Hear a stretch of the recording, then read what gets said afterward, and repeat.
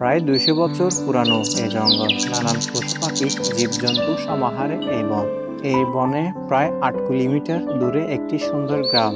গ্রামের নানান মানুষ প্রায় তাদের জীবিকা তাগিদে বনে আসেন কাঠ কাটার জন্য।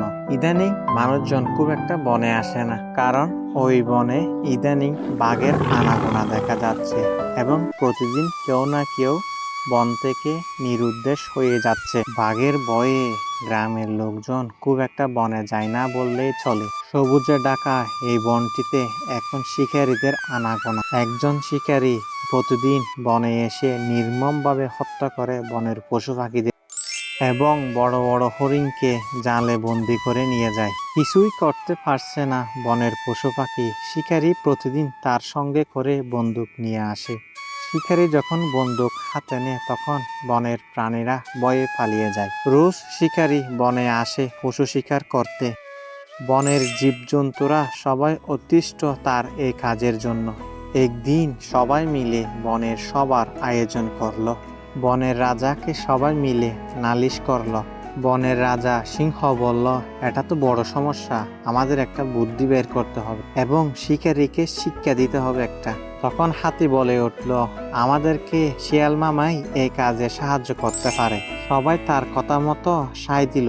এদিকে আবার শিয়ালও না করতে পারল না। শিয়াল বলল, কাল শিকারীর একটা ব্যবস্থা করতে হবে। তবে শুনো আমার বুদ্ধি, কাল যখন শিকারী আসবে হরিণ, তোমরা তাকে দেখে দৌড়িয়ে ফালাবে না। তখন আমি শিকারীর কাছে গিয়ে বাকিটা দেখে নেব।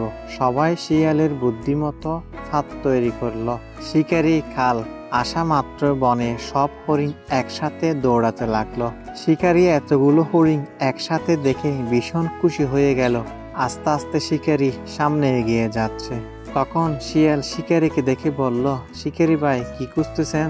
আমি কি তোমাকে সাহায্য করতে পারি? শিকারী বলল, হ্যাঁ, কিন্তু কি সমস্যা? শিয়াল বলল, হরিণগুলো কেন পালিয়ে যায় জানেন? গতকাল হরিণগুলো সবাই আমাকে বলছিল তুমি নাকি তাদেরকে বন্দি করতে পারবে না।